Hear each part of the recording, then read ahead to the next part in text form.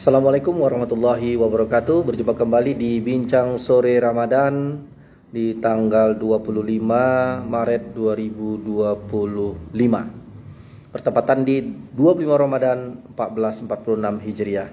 Hari ini kita akan kedatangan narasumber, seorang pegiat literasi, juga seorang aktivis, ya, seorang ibu, gitu ya. Dia adalah Uni Reski Khainidar, yang akan membahas tema tentang makan dengan pintar, pintar dengan makanan. Baik, kita menunggu untuk bergabungnya Unires ke dalam ruang Instagram ini.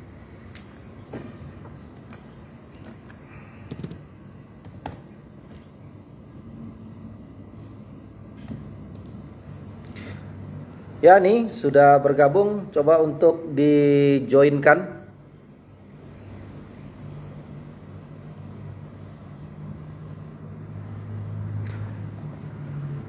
Unireski, oke, kita terima. Siap.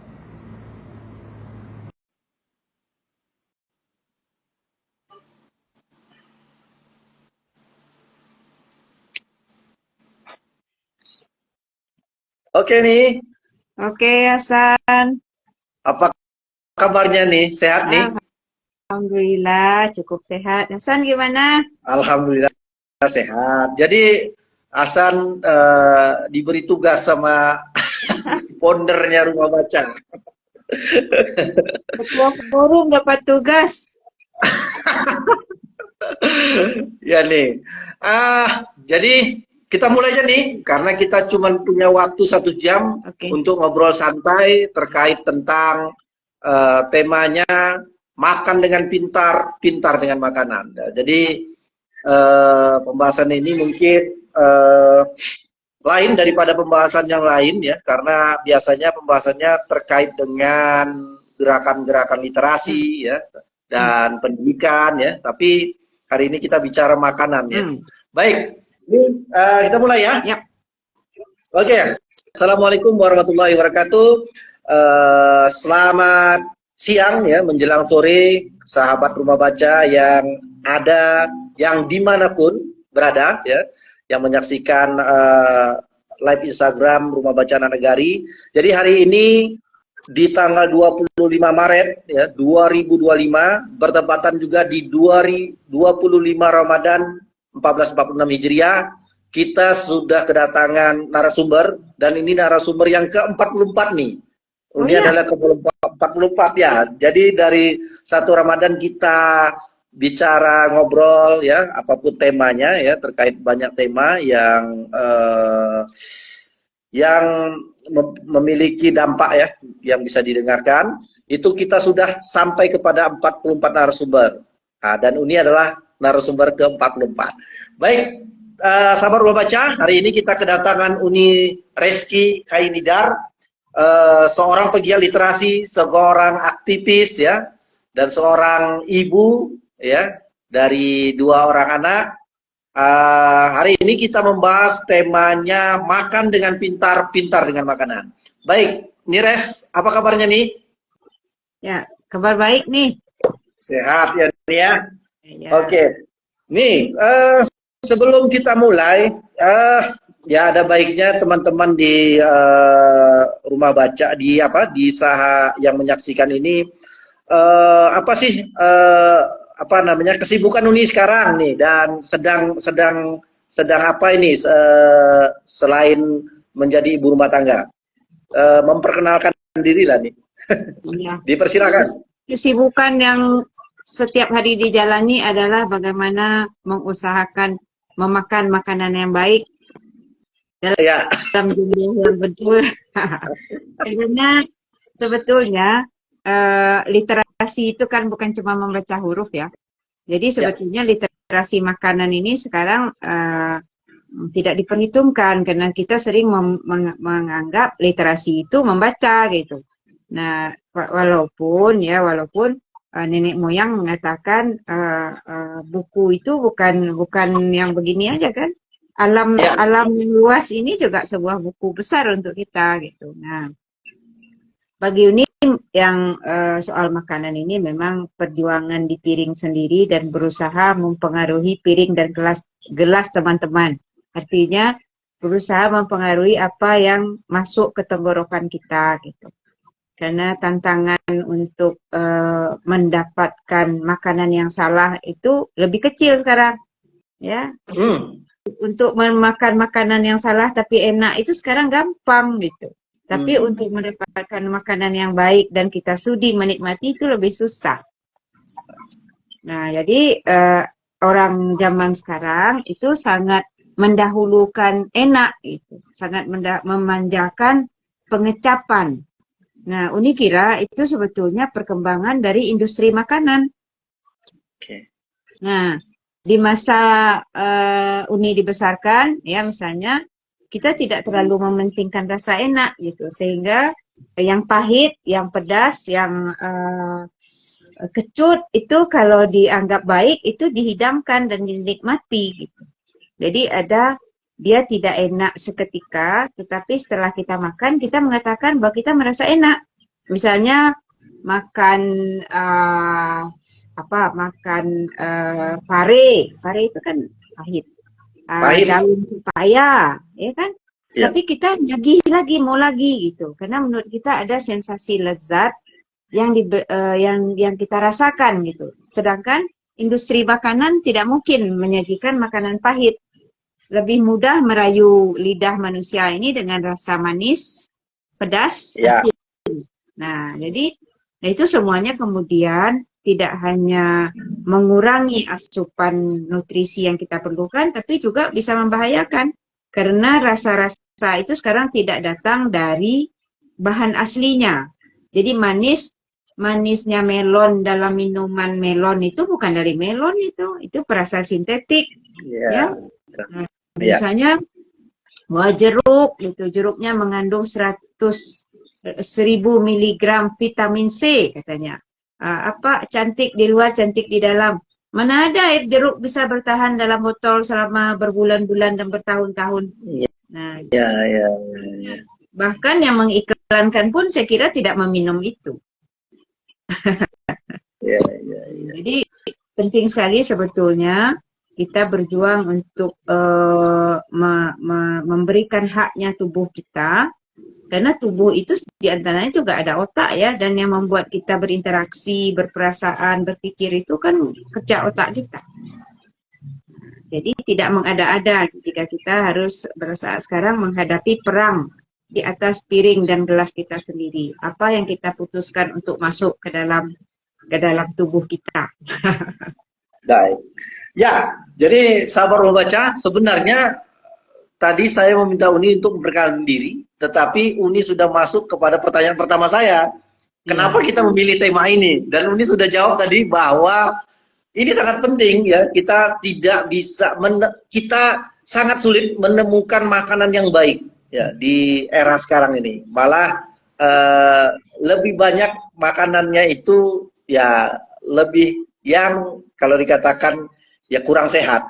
Baik nih, jadi kita saya memahami itu dan saya juga sudah diceramahi juga ya sama Unires ya, terkait asupan makanan ke dalam tubuh kita ya.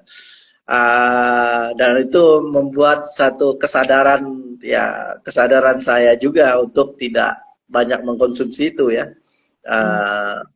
Baik, Uni. Jadi gini, kan makanan itu sebuah kebiasaan yang setiap hari kita lakukan, makan gitu ya. Dan itu sudah dilakukan ya, manusia pastinya selalu makan, dan itu pada anak-anak. Ya. Jadi bagaimana langkah kita nih membangun kebiasaan makan yang sehat terhadap ya terutama bagi anak-anak itu, karena kan hari ini kita disuguhkan dengan berbagai makanan yang siap saji ya, dan anak-anak itu ya disuguhkan, dia bisa pesan melalui GoFood atau apapun pasti sangat mudah gitu. Bagaimana kita membangun kebiasaan makan yang sehat di keluarga? Ya, karena itu bagi anak-anak. Ya, sebetulnya tidak mungkin kita memulai dari anak. Karena anak sebetulnya pada fase awal itu meniru ya, meniru berpakaian, meniru berbicara, meniru cara kita termasuk memperlakukan sampah. Nah, jadi tapi memang anak-anak enak untuk dijadikan objek karena orang dewasa pikir mereka bisa diatur, bisa diperintah. Sebetulnya tidak juga. Mereka bisa diatur dan diperintah itu ketika dalam tekanan atau dalam pengawasan ya. Tapi ini kira tidak bisa tidak kita harus mulai lagi menjadi seorang yang pembelajar makan. Jadi misalnya maksud ini makan dengan pintar di judul awal itu, kita mesti punya ide tubuh kita ini butuh apa gitu. Nah itu kan pelajaran lama itu, kita butuh karbohidrat, kita butuh zat untuk tenaga itu karbohidrat, butuh protein, butuh lemak, butuh air, ya kan? Butuh sayuran, butuh buah-buahan. Sebetulnya apa yang kita ambil dari situ? Kita butuh protein itu tidak bisa tidak. Protein itu adalah bahan untuk memelihara dan memperbaiki fisik kita ini. Tubuh kita ini sebagai besar dibentuk oleh protein, hormon-hormon juga. Kemudian kita butuh karbohidrat. Karbohidrat itu sering kita anggap sebagai sumber kalori. Sebetulnya tidak juga, tidak hanya itu. Karbohidrat itu dia bekerja sama dengan protein. Jadi dengan adanya protein, bagaimana karbohidrat itu diperlakukan di dalam tubuh juga terpengaruh. Misalnya karbohidrat yang dimakan begitu saja, dia akan memicu naiknya gula darah, gitu kan? Karbohidrat yang dimakan bersamaan dengan protein, proteinnya memperlambat. Nah, apa pasal dengan cepatnya masuk gula ke darah? Gula yang terlalu cepat tinggi di darah itu akan apa namanya? Kasarnya itu memaksa pankreas kita bekerja berat. Nah, jadi setiap gula masuk, kita mengkonsumsi karbohidrat sederhana ya, misalnya tepung-tepungan atau beras. Kenapa? Begitu masuk cepat sekali naik, apalagi gula ya, minuman bergula. Cepat naik glukosa di darah. Nah, glukosa itu dia tidak berangkat sendiri untuk digunakan sebagai energi. Dia butuh insulin. Nah, yang bertugas membuat insulin itu limpa kita, pankreas kita. Kalau sering-sering kita gula masuk ke darah dalam jumlah besar, pankreas itu akan lelah gitu. Ibaratnya dia nggak pernah istirahat. Dikasih beban gitu. Sudah makan teh talu, makan lo kopi talu, makan lo kue nan mani agak sampai potong. Tuh tambah lo gorengan, ya Allah. Kalau bisa membana, mungkin pankreas tuh membana. Nggak tahu doh katanya. Akhirnya dia membana dalam bentuk ekstrim. Ya, dia tidak mampu lagi memproduksi insulin dengan jumlah cukup. Nah, ketika insulin tidak seimbang dengan gula yang masuk, maka gula darah itu tinggi di darah. Nah, gula yang tinggi di darah itu dia tidak diam-diam saja, dia merusak. Gula yang tinggi di darah itu ketemu sama jenis lemak tertentu, dia akan membentuk semacam karat. Gitu. Katakanlah kalau kita umpamakan pembuluh darah kita ini pipa ya, nah dia berkarat di dalam. Kalau yang berkaratnya itu di pembuluh darah otak, satu kali dia tersumbat. Kalau dia tersumbat saja total, terjadilah stroke. Kalau dia tersumbatnya sampai meletus, stroke perdarahan, orangnya kejang-kejang dan kemudian pergi nggak pulang-pulang lagi. Jadi kalau kita lihat pola-pola makan sekarang itu secara umum ya, bisa dikatakan pertama tidak memberikan hak tubuh, tidak memberikan yang tubuh perlukan. Yang kedua, membuat tubuh menderita karena yang dimasukkan itu bukan yang dia perlukan tapi justru yang merusak. Nah, pertanyaannya sekarang, wah kalau gitu betulnya bagaimana? Nah, kan gini nih, ada satu buku. Nah, saya menganjurkan mencari buku ini, ya. Dr. Tan Sot Yen ini seorang dokter ahli gizi, tapi beliau juga seorang doktor filsafat. Jadi ketika membahasakan hal-hal yang praktis itu tidak seperti dokter pada umumnya. Kalau dokter pada umumnya itu seperti orang medis banget gitu, sehingga yang mendengar merasa susah, aduh kita bukan orang medis, payah nih memahami. Nah, tapi beliau menjelaskan dengan gini, ini lihat kan nih. Beliau menunjukkan gambar seperti ini, ya. Jadi piring itu dibagi kiri kanan, ya. Piring ada wilayah kiri kanan di piring. Nah, piring kiri itu isinya makanan pokok dan lauk. Makanan pokok 2/3, lauk 1/3. Piring kanan itu sayuran dan buah. Sayuran 2/3-nya, buah 1/3-nya. Nah, sekarang masalahnya gini. Karbohidratnya apa? Nah, kalau orang awak itu dikurangi makan nasi langsung dia ilfil, baper dia. Nggak bisa doh. Kalau nggak ada nasi dan latih. Nah, saya kan orang awak. Ini kan orang awak.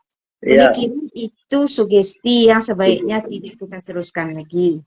Karena karbohidrat yang kita konsumsi itu pada orang Minang pun bukan cuma nasi gitu. Kita makan ubi, kita makan pelo, kita makan keladi, kita makan pisang juga. Pisang ini kan ada yang pisang rebus maksudnya nih, ya kan?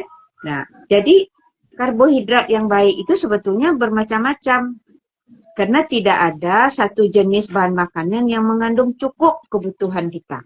Jadi keladi ada yang dia punyai, tidak ada di beras. Ada yang di beras, tidak ada di ubi. Ada yang ada di ubi, tidak ada di ubi jalar. Nah, tapi pilihan beras itu sekarang, beras ini termasuk tersangka pemicu diabetes. Nah, di mana salah beras? Beras sekarang itu kan beras yang dibikin licin dan putih bersih. Karena konsumen sukanya begitu. Nah, kalau beras yang generasi sebelumnya itu kan kulit arinya masih banyak. Iya. Ya kan? Jadi serat banyak. Nah, jadi masalah dengan beras kita itu, dia terlalu putih, seratnya tidak ada, sehingga umpama dia dimakan masuk ke tubuh itu dia gaspol gitu. Gaspol jadi glukosa. Kalau dia seratnya banyak, si serat di kulitnya itu yang memberikan kecepatan sedang. Ketika dia masuk sebagai gula ke dalam darah, pankreas kita bisa santai meladeni. Oh, ada gula masuk, ya. Oh, masuknya sekian, masih di bawah kapasitas pankreas bekerja, jadi dia bisa santai, pankreasnya bisa senyum-senyum, keluarkanlah insulin sepenuhnya. Nah, lain soal minum beras putih yang cantik sekali, yang enak pula, harum gitu kan. Tambah begitu, sambal lado, uok patai, dimakan tuh satuan. Nah, terus yang masak bangga, lama makannya.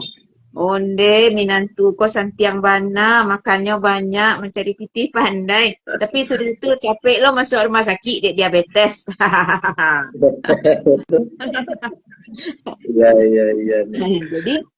Jadi gitu. Nah, itu soal kita bahas karbohidrat. Jadi usahakanlah mulai sekarang itu kita membiasakan diri juga makan ubi, makan keladi, karbohidrat yang sebetulnya masih kompleks gitu, bukan yang simple. Jangan andalkan beras. Nah, kemudian protein. Nah, protein itu yang sebetulnya dianjurkan itu justru yang murah. Nah, murah nih, ya. Yang mahal apa? Daging gitu kan. Yang murah. Yang bersahabat dengan tubuh kita itu yang putih. Jadi misalnya ikan, ayam, masih ya. Dapat telur. Nah, selain ada juga protein yang sumbernya kacang-kacangan, tapi tubuh kita tetap butuh yang dari daging. Ini beda pendapat. Ada orang vegetarian, mereka merasa tidak, malah anti daging karena sayang sama hewan dan lain-lain kan. Tapi ada yang tidak tersedia, yang harus dipenuhi dari hewan gitu. Tapi tidak apa-apa lah, itu pilihan. Tubuh juga tidak ada yang identik ya. Nah, daging merah itu justru ya, apakah nggak boleh makan daging merah? Sebetulnya akhirnya kan kebijaksanaan juga. Kalau kita makannya tidak setiap hari dan lain-lain kan nggak apa-apa, ya kan? Nah, lagian daging merah juga mahal ya. Untuk orang banyak itu kita tidak bisa seperti orang yang bisa beli steak ya. Kalau ada steak murah janganlah beli, karena daging yang baik tidak ada juga yang murah. kan tahu kan betapa beratnya memelihara sapi, jadi nggak mungkin daging sapi itu murah, nggak mungkin itu. Makanya harganya berjuta-juta. Sapinya gratis dari Allah, tapi biaya perawatannya harus kita bayar. Nah, jadi jadi kalau protein tadi ya bisa ikan, ayam. Nah, ikan lele yang murah itu bagus di proteinnya. Ikan-ikanan itu bagus tuh. Nah, tapi ada catatan nih, diapakan. Daging itu menjadi rusak, protein itu sebagian menjadi rusak bahkan berbahaya kalau digoreng atau dibakar. Jadi kalau ikan, ini pelajaran Dokter Tan nih, kalau ikan itu digoreng, itu selain lari minyak baiknya, justru ada sebagian terbentuk zat yang sifatnya merangsang tumor. Ya. Nah, yang kedua, kalau kita maunya bagaimana? Ya ikut aja lah cara-cara nenek moyang kita yang sudah hebat itu. Mau dipepes, mau dipange. Nah, kelebihan dipange itu kuahnya habis. Kan kuahnya dikit. Nah, di kuah itu kan bisa larut omega 3-nya yang hebat. Nah, jadi kalau makan ikan itu habiskan kuahnya. Supaya habis ya jangan kuahnya dibikin seember gitu. Nanti ini sedih tuh kalau lihat misalnya makan ikan kita di Padang, kuahnya kental, lama, tapi banyak. Nah, kita cuma makan dagingnya. Nah, omega 3 yang baik dari ikan itu rugi kita. Bahkan saking banyak nanti malah dibuang kan. Nah, gitu. Bakar juga berbahaya. Bahaya. Jadi ada, tapi kita enak gimana caranya? Mungkin jangan bakar nanti hangus gitu lah, ya. Kayak tukang sate apa mungkin betul itu. Udah masak, lalu untuk sedikit wangi, ya kan? Agak harum sedikit. Nah, diangin dia orang seketik, bolehlah, masih toleran kita. Kira-kira begitu. Nah, ini baru protein dan apa ini? Silahkan kalau ada yang mau pesan komentari. Ya, sebenarnya kan pengaruhnya begini nih. Pengaruhnya itu kita memang ya masalahnya kan rasa, apalagi di Minang nih pastinya kalau permasalahan makanan ini sangat sangat detail ya. Sangat detail mereka. Kalau kurang garam saja sudah sampai ke apa komennya nih, sampai kemana-mana kan gitu. Jadi apakah yang Uni sebutkan tadi ya, makanan-makanan yang rebus ya, pange gitu ya, lalu tidak digoreng dan tidak dibakar ya, tidak mengurangi rasa nih, gitu. Kan karena perasaan orang kan biasanya sudah makannya biasanya goreng-gorengan gitu ya, atau dibakar gitu kan lebih enak gitu daripada makan rebus-rebusan atau apa, itu kurang peminat gitu ya, karena itu tadi ya kebiasaan lah ya nih ya, kebiasaan orang-orang. Bagaimana itu menurut Uni? Karena takutnya ya karena tidak favorit, jadi akhirnya tidak jadi pilihan bagi kita kan, bagi banyak orang gitu, menu-menu seperti itu. Sebetulnya kita ada gini ya, ada istilah itu, sesuatu yang baik itu memang tidak bisa apakah disanding-sandingkan dengan mudah ya. Misalnya begini, pange itu sebetulnya makanan yang sophisticated itu, yang jadi ada istilah orang gini, lama-lama makanan kita yang bagus-bagus itu hanya menjadi konsumsi turis dan kita Ini maaf nih, malah pange itu di sebagian rumah makan itu digoreng lagi nih. Ya kan pembelinya mau begitu. Iya, itu digoreng. Jadi pangenya hanya sekedar ini aja, apa saja, apa namanya ya, medianya saja, habis itu digoreng juga akhirnya dimakan waktu digoreng, bukan makan pange mereka. Ketika pembeli itu sebetulnya menentukan.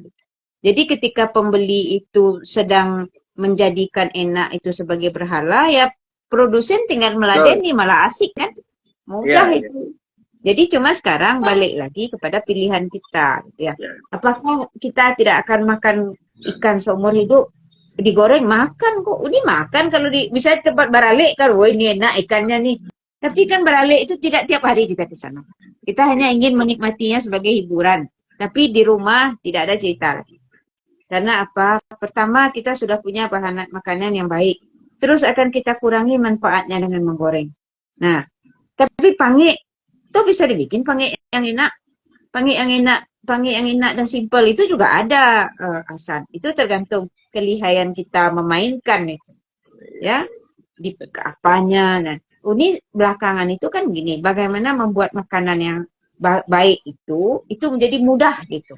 Nggak mau nih yang sampai latih awak masak sudah tuh, kalau sudah masak tuh anak kau makan lain nggak mau gitu.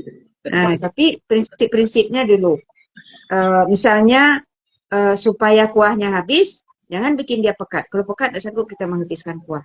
Jadi dia rada-rada sampai dia jalang. Atau pangi, kar aja. Ini mesti habis mah kuah-kuahnya nih. Gitu. Bahkan kalau kuahnya tertinggal pun dihabiskan. Nah, sedikit ya. Jadi malah kuah itu enak. Karena apa? Karena kaldu ikannya kan ke kuah itu. Nah, tapi gini. Keahlian seperti itu nih kira mulai menghilang karena begini. Belakangan dapur mengecil. Rumah-rumah tangga dapur mengecil. Dan karena dan menjadi begini, apa nih buat masak, masak. Cuman masak itu sendiri sebetulnya membuat kita pintar gitu. Menurut ini begitu. Masak itu ada pelajaran kimia, ada pelajaran fisika, ada pelajaran matematika di situ. Begitu melihat nih ikannya segini, kita pandang bawangnya. Bawangnya sekian, ininya sekian, ini sekian. Dan itu tidak ada rumus tepat itu. Kenapa begitu? Karena kunyit itu berbeda. Kunyitnya kuning apa belum kuning? Nah, kalau kunyitnya belum kuning, mungkin ambil lebih besar. Si padehnya, jahenya jahe emprit, apa jahe yang gajah itu. Kalau jahe gajah harus diambil lebih besar. Kalau nggak terasa pedasnya. Kalau jahe emprit dikit aja. Karena dia bisa pahit. Nah, itu jadi ada seni di situ. Jadi, kalau memang masalahnya sekarang itu, kenapa orang cenderung yang gampang? Karena beban memasak itu biasanya ada di satu orang. Satu orang ini karena dia capek, ya udahlah. Gimana dia cepat pula bisa menyelesaikan beban masaknya di satu orang, beban nyuci piringnya di satu orang. Maka orang yang satu ini akan meringkas tugasnya. Nah, jadi tapi catatan Ibu Tan Sot Yen ini yang menarik begini, dia bilang itu makanan nenek moyang kita itu sebelum ada produksi minyak besar-besaran itu kan tidak ada yang goreng-gorengan. Mau dari Aceh, kalau dia Tapanuli yang enak itu kan arsi itu. Enak sekali kan? Malah ada makanan Batak yang arah utara ke Toba itu ikan mentah segar dengan aneka bumbu-bumbuan katanya enak sekali. Nah, ini belum mau coba itu. Itu kan sama dengan cara orang Jepang memakan. Nah, bedanya ada beda yang berbahaya dalam kultur kita. Kita mempunyai satu sifat merendahkan makanan-makanan yang dari nenek moyang kita. Karena kita orang sekolahan dan nenek moyang kita nggak sekolah. Nah, Jepang dia tradisinya kan sangat diinikannya. Jepang juga orang-orang dari Tiongkok, Cina juga begitu.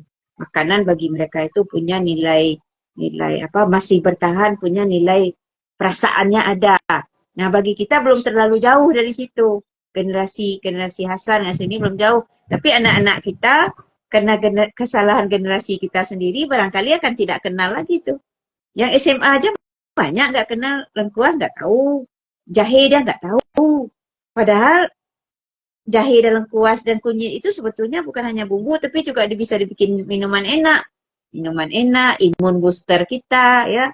Mau datang COVID segala, kita nggak usah takut gitu. Karena kekebalan kita bisa kita naikkan gitu. Dan penyakit COVID kemarin kan jelas tuh. Yang meninggal itu bukan orang yang kondisinya sehat walafiat sebelumnya. Mesti sudah ada penyakit penyerta.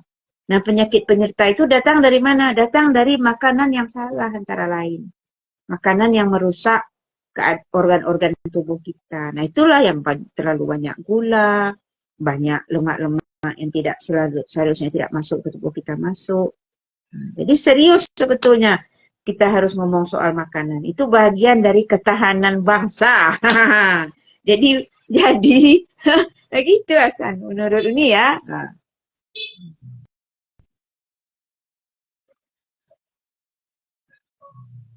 Suara Hasan hilang. Baik nih. Jadi makan bagi kita ya, bagi manusia itu 3 kali satu hari nih. Iya. Dari pagi, siang, malam. Jadi hari-hari kita pasti dipenuhi dengan makanan, apalagi nanti jajanan lagi di Iya. di sela-sela sore hari ya, jam 10 itu udah pasti ada jajan. Iya. Jadi memilih makanan yang sehat itu sangat penting saya rasa, karena kita tiap hari akan menghadapi kebiasaan makan. Nih, tadi Uni sudah menjelaskan bagaimana memilih makanan yang ya dari protein ya. Jadi kita ini bukan menakut-nakuti nih, bukan menakut-nakuti apa namanya yang mendengar ini ya, atau saya sendiri juga ya. Tapi ini pertanyaannya nih, ya. Sejauh mana nih pola makan ya yang tidak sehat ya dengan makanan-makanan yang tadi itu terhadap kognitif dan emosional seseorang. Ya, kita pasti menujunya ke anak-anak ya. Kalau ke anak-anak ya. Itu bagaimana, sejauh mana pola makan yang tadi yang tidak sehat itu mempengaruhi pengetahuan ya, tingkat kognitifnya dan emosional seseorang. Bisa Uni jelaskan nih biar menjadi ini ya pembahasan juga nanti jadi. Nah, ini kita masuk yang simpel aja dulu. Gula itu mudah memicu gangguan mood, gangguan dunia perasaan. Jadi ya, kalau anak-anak pada pemarah misalnya jadi agresif, coba cek dia makan gula banyak enggak? Sedang siaran, sedang ada acara. Oh, enggak makan betul apa? Ya. Jadi kita gini aja dulu, yang simpel ya, supaya bisa diterapkan ini. Nomor 1, perhatikan gula. Dan kalau sudah ada konsumsi gula yang besar, coba pelan-pelan cari akal untuk mengurangi. Karena tidak mudah menghentikan gula. Akan sama halnya dengan menghentikan kecanduan lainnya. Karena dia menimbulkan sifat adiksi ke dalam. Nah, masalahnya bisa berentet nih. Dia senang manis. Kemudian nggak dapat manis, dia marah. Ya, dia marah ini karena nggak dapat maunya. Yang kedua, karena moodnya juga jadi jelek tuh. Jadi gimana caranya nanti ini nggak tahu, masing-masing punya kebijaksanaan kali. Untuk sementara gimana menghindari gula. Tapi jangan abaikan kecerdasan anak. Anak-anak itu sebetulnya manusia yang paling terbuka untuk diajak bicara. Asal jangan diakali. Jadi sekarang itu jangankan anak sudah umur sekolah. Anak 2 tahun aja bisa diajak ngomong yang benar. Bisa gitu. Jadi kalau kita ngomong ini nggak baik, ini nggak bagus, nah ini rusak, ini yang bagus yang ini. Nah, ini bisa apa? Nah, kalau ini tubuhmu jadi kuat, kita jadi sehat. Gitu. Itu mengganggu sebetulnya. Nah, sekarang kita butuh apa? Seluruh yang kita bilang tadi itu protein, karbohidrat yang bagus, itu bahan, katakanlah hardware-nya, bagaimana otak kita bisa bekerja. Jadi memang harus, nah tapi tidak mungkin hanya anak yang disuruh betul. Itu siksaan di anak. Kok dia nggak boleh makan yang dinikmati oleh orang dewasa dengan senangnya itu kan? Dia aja. Nah sebetulnya nggak susah juga, tapi proses transisinya barangkali berat. Taruhlah, misalnya Hasan ingin menerapkan di rumah. Tentu dimulai sedikit dengan pembicaraan. Kalau perlu kita pergi ke rumah sakit dulu, duduk di bagian penyakit dalam. Sekarang orang cuci darah, hipertensi, itu kan sudah umur-umur masih sangat muda, 30 ya.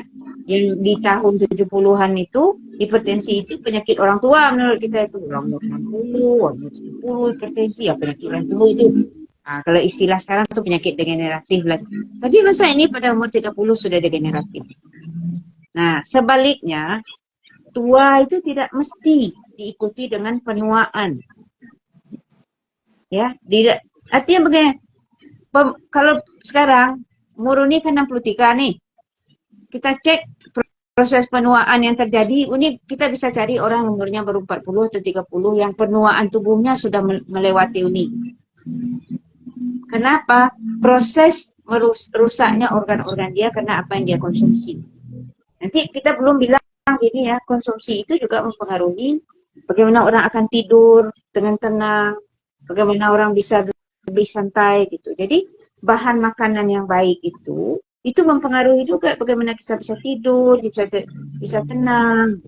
Kalau anak-anak kekurangan, dia kekurangan zat-zat makanan, atensinya bisa jadi kurang atau dia gelisah. Jadi apa yang mau kita kenalilah makan ini baik. Tapi langkah pertama bagi Uni, makanan yang asli itu lebih jelas ada baiknya daripada yang sudah dalam hasil industri. Nugget itu cobalah periksa. Ini tidak tahu apa isinya. Tapi yang jelas nugget industri ya, itu kan tidak tahu gitu. Yang jelas dalam proses saja tidak mungkin zat makanan itu tetap bertahan dengan proses yang ultra proses. Misalnya nih, asam amino di asam lemak esensialnya di bahan-bahan itu ketika dipabrikan diberlakukan dengan berbagai cara, ditambahi perasa, ditambahi pengawet, ditambahi pencerah warna, itu dia masih utuh apa enggak gitu. Kenyangnya dapat gitu, ya kan? Enak di mulut dapat, rasa penuh di lambung dapat, tapi dia tidak mengenyangkan sampai ke tingkat sel sehingga lapar lagi. Makanya orang yang makan begitu, kenyang di perut, lapar sel, dia akan makan terus. Nah, obesitas menunggu dia. Ya, baik, sabar baca. Jadi kita ya sebagai makanan yang kita asup pasti berpengaruh sekali dengan kognitif ya, kemampuan kognitif kita dan emosional kita. Iya, baik itu kita jalan dalam keadaan kita merasa bagus, ya kan? Dalam keadaan kesadaran kita baik, kognisi itu berjalan. Baik, nih, jadi gini nih. Kalau berarti urgent sekali makanan, tetapi permasalahannya ya tadi nih di masyarakat ya kan sekarang disajikan makanan-makanan industri, ya. Makanan siap saji, makanan yang kalengan ya, yang industri punya. Nah, sampai sekarang juga ya di kue Lebaran hari ini juga ya itu industri semua. Jadi nih dari situ saya lihat bahwa satu biaya ya yang dikeluarkan untuk mendapatkan makanan yang sehat itu butuh harga, butuh biaya yang besar. Kalau saya lihat ya, kalau kita pakai dengan perbandingan dengan kue-kue yang dulu zaman saya kecil, waktu ibu saya masak kue kalau Lebaran itu mereka prosesnya memang panjang ya, butuh bergadang ya. Kalau itu mereka buat sekarang dibandingkan ya versus dengan kue-kue industri yang hari ini menyebar hari ini ya, yang cepat gitu ya, pembuatannya tinggal beli udah jadi masakan ya. Itu lebih simple yang sekarang dan harganya lebih murah, makanya mereka lebih banyak memilih hal-hal yang seperti itu, ataupun ya karena ketidakahlian dalam membuat kue mungkin ya dari itu. Bagaimana fenomena itu nih? Karena ini kan sangat bertolak belakang dengan apa yang Uni isukan hari ini ya, untuk memilih makanan yang sehat ya. Sementara makanan yang sehat kita hasilkan itu butuh juga dengan mengeluarkan uang ya, uang yang banyak juga. Saya rasa seperti itu. Bagaimana nih menurut Uni? Ini masuk ke makan dengan pintar itu. Ini nggak percaya itu bahwa yang dibeli itu lebih murah daripada yang kita bisa bikin sendiri. Nggak percaya. Justru yang dibeli itu tidak setimbang manfaatnya dengan, saya gini, ada yang sering ini contohkan. Contohnya nggak langsung ke kue ya. Orang di kampung memelihara bebek, kemudian bebeknya bertelur. Satu telur bebek 2.500 atau 3.000 di pasar. Kemudian uang yang dia beli itu dia belikan mie instan. Coba nanti lihat apa yang ada di telur bebek dan apa yang ada di mie instan. Yang di telur bebek itu sudah memenuhi sebagian keperluan tubuhnya, bisa membuat tubuh dia sehat. Yang di mie instan ini, ya, bahkan makanan instan ini sebagian adapun karbohidratnya sudah tidak bisa diambil oleh tubuh lagi, karena dia sudah macam-macam yang dicampurkan di situ. Dia sampai kenyang aja di dalam, terus berlalu. Jadi zat makanannya tetap tidak dapat. Nah, soal kue-kuean ini ya, sebetulnya saya ada pertanyaan nih. Ini kue ini kita taruh untuk kebutuhan kita atau untuk gaya nih? Iya kan? Itu pertanyaannya. Kenapa harus taruh kue itu di hadapan kita? Tapi jadi pertanyaannya sebetulnya, apakah kita akan teruskan kebiasaan buruk ini? Ini termasuk kerja berat dulu di masa-masa kecil ini menjelang Lebaran ini bikin kue karena ada keharusan menjamu tamu ya kan. Jadi belakangan ketika dulu kan makan kue tiap Lebaran. Sekarang tiap hari makan kue, mau ngapain Lebaran nyediain kue banyak-banyak? Aneh kan? Kan dulu gini, kalau Lebaran yang makanan yang sehari-hari kita tidak makan, ya ada sirup, kue, ya kan? Karena makanannya ini bahannya mahal nih, bikinnya juga repot gitu. Maka itu makanan hari-hari tertentu. Malah Lebaran Haji beda makanannya dengan Lebaran Idul Fitri. Nah sekarang apa yang dimakan itu aja tidak di warung tiap hari. Kenapa disediain juga? Jadi kita namanya seperti manusia gagal move on gitu. Ya kan? Nah, sama gini juga. Kenapa berebut beli baju baru di hari Lebaran? Padahal tiap hari beli baju. Tiap hari buka HP itu pada beli baju. Uni sudah sekian Lebaran tidak membeli yang baru-baru, Hasan. Uni membeli sesuatu kalau rusak. Dan tidak ada keuntungannya, kita tidak heboh dengan diri kita. Oh, ini harus disediakan seperti enggak, termasuk berbuka. Kalau puasa yang Uni periksa itu misalnya apa yang bisa Uni makan, air atau apa, malah Uni ngitung-ngitung. Jadi kalau Uni bilang pintar dengan makan dengan pintar itu, makan dengan pintar itu artinya hitung keperluan tubuh dan penuhi itu makan dengan pintar itu. Pintar dengan makanan itu artinya hati-hati dengan makanan yang akan dimasukkan. Pilih yang tubuh butuh, yang tidak jangan gitu. Anda sedang merusak diri sendiri. Nah, tapi kan gini, orang akan melihatnya nanti secara binari hitam putih. Oh jadi tidak boleh itu, tidak boleh itu. Uni tidak begitu. Uni kalau dikasih gorengan, ini makan gorengan. Tapi kan ketika teman bawa aja, katakanlah itu acara sosial kita, ya kan. Tapi tidak ada cerita tiup bongko makan gorengan, tidak ada cerita itu. Tidak ada tuh.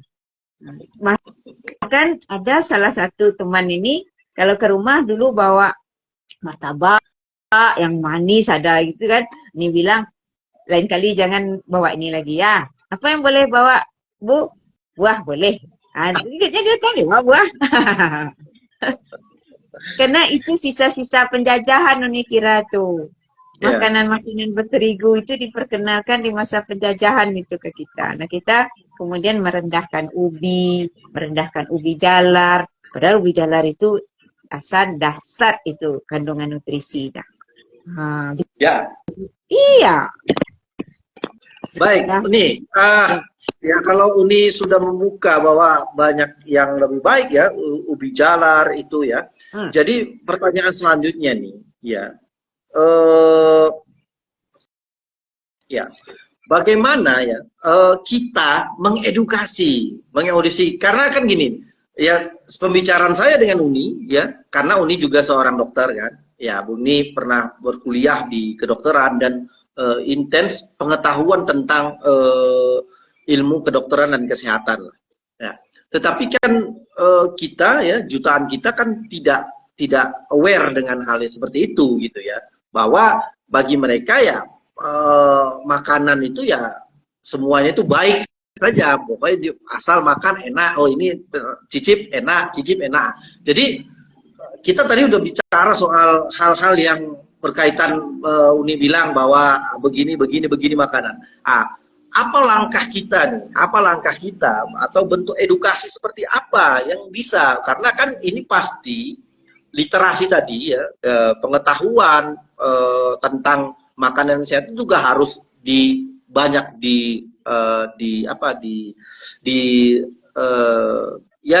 diambil oleh orang-orang agar dari pengetahuan itu muncullah suatu tindakan untuk menjaga asupan makanannya. Bagaimana langkah kita nih langkahnya ya seperti apa Tapi gitu. ini koreksi dulu. Tidak banyak dokter seperti yang serius untuk bersikap terhadap makanan seperti ini. Itu Ya, jelas itu. Ya, yang kedua, bahkan mereka juga habis kerja capek segala macam lalu makan yang enak gitu. ya, Kayak sedang melampiaskan apa gitu kan. Itu banyak Hasan. Jadi tapi di lain pihak banyak sekali orang-orang yang aktif untuk makanan sehat itu justru latar belakangnya bukan medis. Tapi ketika mereka tertarik, mereka mempelajari. Nah itu banyak juga. Kapan-kapan Uni bagi terus. Jadi di IG itu ada beberapa yang Uni dengar terus. Nah tapi ahli-ahli nutrisi itu juga lebih baik ngomong soal itu. Nah tapi ini kira apa ya kita ini sekarang mesti kalau Hasan tanya apa ini? Kita mesti mulai dari menyadari bahwa kita ini hidup dalam penjara kesan, citra, image. Ya. Jadi kecap bangun, bagana begini, kecap ABC, bagana begini. Padahal kecap bangun sekarang dan dulu udah berbeda. Kecap ABC ini juga berbeda ya. Tapi apa namanya kita melihat bahwa iklan itu sebetulnya satu aja yang dia sasar itu beli katanya. Nah kalau kita sadar jadilah pembeli yang kritis gitu. Ada apa isinya itu? Nah kenapa kita pelit untuk diri sendiri? Maksudnya pelit waktu, pelit beli buku, pelit belajar gitu. Kita manusia apa kok hidupnya penuh libido aja gitu. Libido ini kan bukan libido seksual aja. Libido mau uang banyak, libido mau mobil baru, libido mau makan enak gitu. Jadi apa hikmah bahwa kita mengelola diri kita itu hilang. Nah kan tubuh ini kan gratis dikasih ini. Tuhan siapkan tubuh ini sudah jadi. Tapi kerja kita kalau bisa kan merawatnya, ya kan? Merawatnya. Karena tubuh ini cuman kendaraan jiwa kita. Kalau nggak ada tubuh ini nggak bisa dia gitu kan. Bahkan kalau tubuh ini kita kasih makanan yang ngawur, fungsi psikisnya terganggu. Nah jadi bagi ini belajar nggak ada lain. Kalau bisa kita bikin sekolah makan, kita bikin sekolah makan. Sekolah makan minum judulnya. ya, Nah sebelum kita berakhir ini mau bilang air, air, air. Bukan sirup, bukan kopi, bukan teh, air saja. Nah, minumlah kopi, minumlah teh, dia peminum kopi, peminum teh. Kopi banyak ini minum, tapi air tidak bisa digantikan oleh yang lain. 80% tubuh kita air. Nah, dia diperlukan untuk kerja enzim, untuk membuang sampah, untuk merawat setiap organ tubuh kita. Minumlah air. Nah, jadi apa boleh buat? Manusia modern ini juga malang sekali ya. Air pun sekarang sudah dikuasai perusahaan. Jadi, wah mahal kali minum air. Jangan. Usahakan dapat air. Nah, ini kadang-kadang terpikir apa coba? Daerah kita ini daerah hujan. Kenapa nggak kita panen air hujan? Lalu kita belajar memurnikan gitu kan. Nah, karena air botolan itu juga ada masalah. Apakah mikroplastiknya nggak merepih itu ke dalam air? Hidup zaman sekarang ini sejalan lah. Maju ilmu pengetahuan harus maju pula kita menggunakan pengetahuan untuk keselamatan diri kita. Nah, kita jalan terus sedikit lagi ya. Jangan main-main dengan sayur. Sayur itu kita perlukan. Ya, di dalam sayur itu ada vitamin, mineral. Vitamin itu dia perlu sedikit tapi harus ada. Sedikit diperlukan itu tapi harus ada. Nah, di sayur menyediakan. Nah, kalau masak sayur jangan sampai jadi bubur. Sayur itu dimasak cepat. Dimasak cepat saja. Oh, enggak lama sayur, enggak enak. Lebih enggak enak lagi kalau sakit kan? Lebih enak juga. Walaupun sepayah-payah makan sayur, lebih enak daripada masuk rumah sakit atau penyakitan gitu kan. Nah, buah juga gitu. Nah, buah yang dianggap ideal itu justru alpukat. Alpukat itu ideal itu. Dia campuran lemak dan protein, bekawan dia. Nah, protein baik dan lemak baik. Nah, jadi gimana bisa kita harus rajin belajar gitu aja. Jangan asal-asal dengar. Nah, kalau mau rajin belajar, ini aja dulu nih. Cari buku Dr. Tan Sot Yen atau ikuti IG Dr. Tan Sot Yen. Nah. ya. Nah, kalau ketemu ini bisa juga lihat nih. Ini buku favorit ini juga dulu nih. Mahalnya minta ampun dulu, tapi ingin sekali Uni punya. Nah, walaupun ini sedikit banyak Uni pedoman nih. Nah, ini dia Andang Gunawan ini bercerita tentang memadu-madankan makanan itu mengefektifkan fungsinya bagi diri kita. Misalnya, makanlah protein dengan sayuran. Mereka saling sokong-menyokong itu. Makanlah karbohidrat juga dengan ada sayuran. Apakah Uni menerapkan 100%? Tidak gitu. Uni butuh penyesuaian dari apa yang Uni dapat sebelumnya untuk sekarang memperbaiki. Tapi dari dianggap sayur itu kalau ada jadi tidak diam, enggak. Sayur sudah masuk agenda penting bagi kita. Nah, itulah kira-kira. Ya, baik sahabat membaca. Jadi ya kita menjadi orang cerdas. Tapi saya setuju nih dengan ya karena begini. Di hari ini ya, di manusia modern ini terkadang kita kebablasan ya. Padahal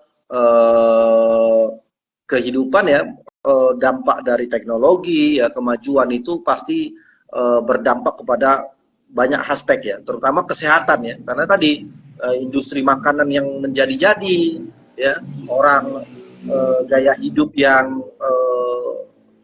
apa namanya ya, nongkrongnya anak muda itu yang ya itu dianggap suatu apa namanya kehidupan modern ya bagi seorang anak muda, nongkrong di kopi shop ya, lalu berlama-lama dengan gula-gula ya, dengan di sana pilihannya tanpa menyadari efeknya, itu kan sangat berbahaya juga ya. Itu makanya saya setuju juga ada satu isu ya yang bisa tawarkan ke orang-orang ya, bagaimana memilih makanan yang sehat, pola hidup ya, itu bisa juga melalui Instagram atau ya media sosial ya.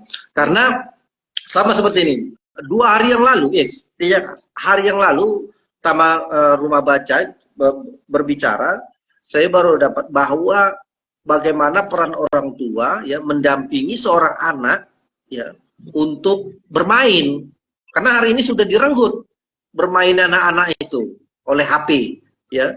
Walaupun anak-anak itu tidak dikasih HP lalu dikasih mainan, tetapi orang tuanya tidak hadir bersama anak-anaknya untuk bermain dengannya ya gitu. Jadi kan walaupun dibatasilah seorang anak itu dengan HP ya, anak umur balita ya sampai anak-anak lah ya, sampai 8 tahun itu dibatasi dengan HP, tetapi orang tuanya tidak hadir ke situ. Jadi akhirnya kemarin ada narasumber yang berbicara tentang itu, bahwa ya, seorang tua itu juga harus pandai bermain dengan anaknya. Jadi ada satu komunitas seperti itu kan. Bagaimana ya bisa juga kita buat bagaimana isu-isu makanan ini, makanan sehat ini juga menjadi isu bagi komunitas-komunitas ya, terutama di taman bacaan ya, atau di rumah baca.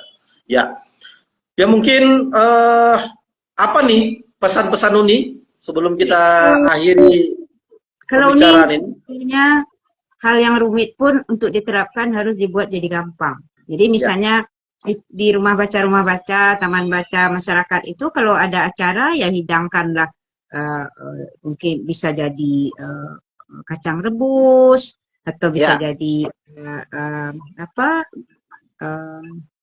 ubi jalar dikukus atau ubi diapakan, lalu kita bercerita dengan anak itu.